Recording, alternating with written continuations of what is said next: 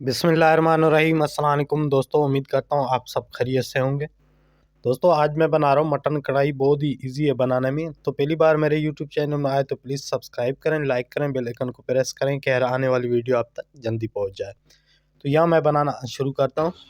तो सबसे पहले मैंने यहाँ रखी है कढ़ाई, इसमें 1 किलो कुकिंग ऑयल शामिल किया और हल्का सा ऑयल गर्म हो गया। उसके बाद मैंने इसमें अदरक लहसुन का पेस्ट शामिल किया। तो यहाँ मैं मटन बना रहा हूँ, 6 किलो की कढ़ाई बना रहा हूँ।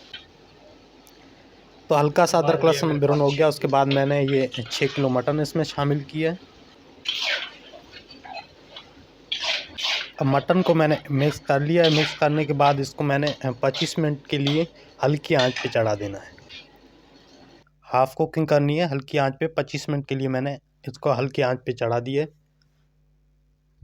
अब 25 मिनट हो चुके हैं।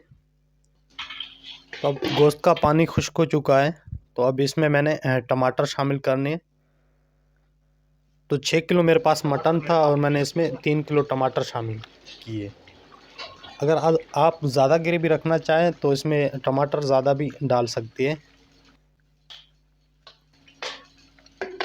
अब मैंने इस पर ढक्कन दे दिया है 5 मिनट के लिए, तो टमाटर थोड़े नरम हो जाएंगे।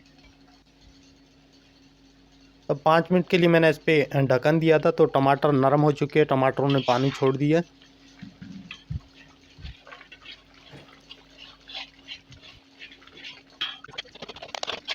अब टमाटर नरम हो चुके थे, इसके जो छिलके हैं ये मैंने चमटे से निकालने हैं। तो इसी तरह आपने सब टमाटरों को जो है इसी तरह छिलके निकालने। इसमें गोश्त में मैंने कोई पानी शामिल नहीं किया। पहले गोश्त का अपना पानी था, उसके बाद ये टमाटरों का पानी है। तो मैंने जो सारे छिलके थे इसी तरह निकाल दिए। अब मैंने इसको मज़ीद 30 मिनट के लिए गोश्त को चढ़ा देना है हल्की आंच पे। तो इसी टमाटरों के पानी में गोश्त अच्छी तरह गल जाएगा। अब मैंने मज़ीद हल्की आंच पे 30 मिनट के लिए गोश्त को चढ़ा देना है। अब 30 मिनट हो चुके हैं। गोश्त का पानी बिल्कुल खुश्क हो गया। टमाटर जो थे पानी छोड़ा था वो बिल्कुल टमाटर खुश्क हो गए।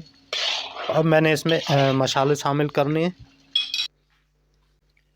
तो ये मैं कढ़ाई का भी जो है मसाला बना रहा हूँ।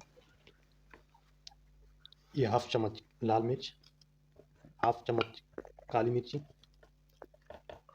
1/2 चम्मच लाल मिर्च कूटी हुई,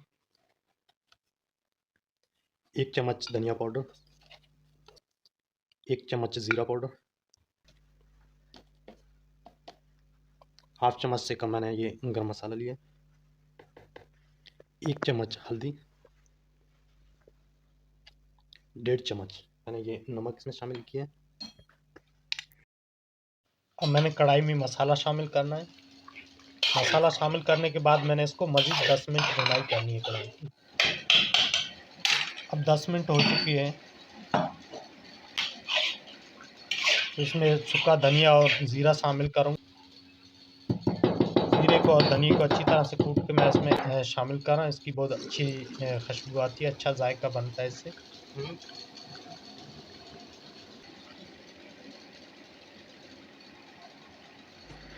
अब ज़ीरा और धनिया कूटा हुआ मैंने इसमें शामिल किया।